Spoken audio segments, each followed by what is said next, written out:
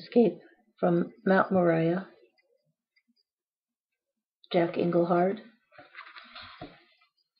This is the sixth story that I'll be reading, Relatives from America. This was big news. My Uncle Harry and Aunt Jenny were coming in from New York to visit us in Montreal.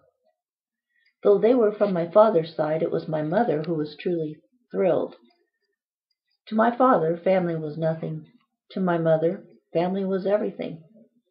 She told me, "They're your own blood." Imagine that, I thought, my own blood. This was important to me because other than my parents and my sister, I knew no relatives. Those we left behind in France, as we fled the Nazis, were nothing but vanishing memory. After all, I was 4 when we escaped.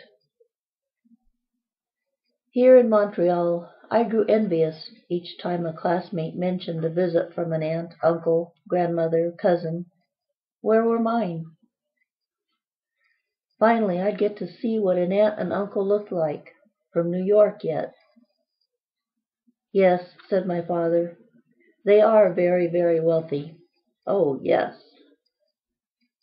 Of course, Father had grown up with Harry in Prochnik, Poland, but Harry had left for America even before the Second World War and had made a fortune in the publishing business.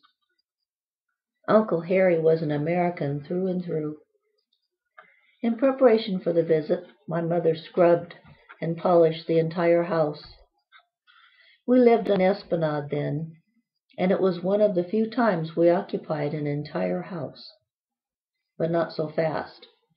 We were actually boarders, as always, except that the landlord was a bachelor who needed but a single room. This was no generosity on his part. He saw us as caretakers, specifically my mother. He regarded her as his maid. He used to leave cigar ashes on the armoire to make sure she was cleaning up after him properly. He owned a prosperous beauty parlor on Park Avenue, but he would not allow me to use his radio even for a minute. When he came home late at night, he'd place his hand on the radio to test whether it was warm from use.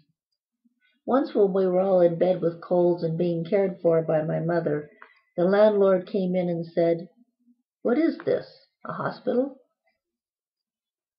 So this made us poor relatives for Uncle Harry and Aunt Jenny. But my mother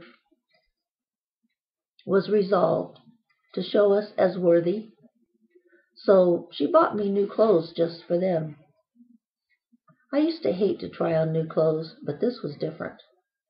This was for my Uncle Harry and my Aunt Jenny.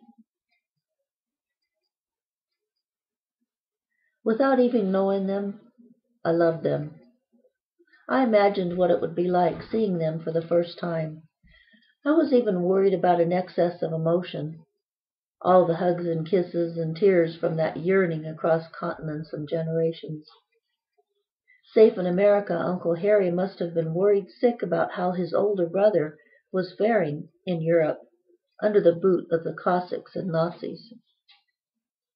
But my father not only had survived the Nazis, he had been fruitful and multiplied, a wife, a daughter, a son. What gifts to show a brother!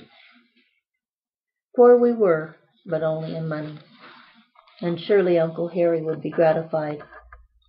Uncle Harry, as the time of his visit grew closer, I built him up in my mind and gave him the face of benevolence.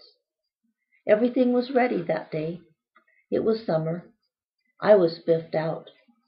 I declined a game of street baseball with Duty, Bevelle, Belleville, and the gang, so as not to spoil myself in any way.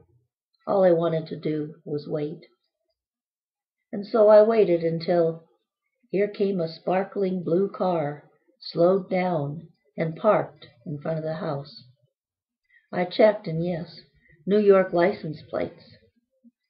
The sight of that alone stirred me.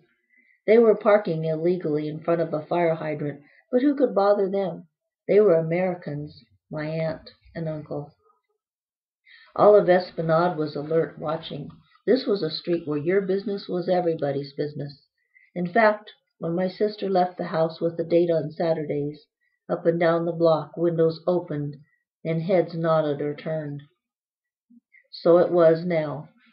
A car from America was here, on Esplanade. But why weren't they coming out, Uncle Harry and Aunt Jenny? They were fixed in the car. After minutes turned into at least a half hour, my smile began to fade. Were they disappointed in what they were seeing? Was Esplanade not fit for them? Were they thinking to turn back? But finally, out they came. And as for Uncle Harry in particular, yes, he sure did look like an American, so robust. Who but an American had that look? This look that said he owned the world. This American was my uncle, my blood, and I wasted no time. Even before he slammed shut his car door, I was upon him. I jumped on him and clung by his neck. Now it was his turn. He would now clasp me to his heart and circle me around like the Torah itself.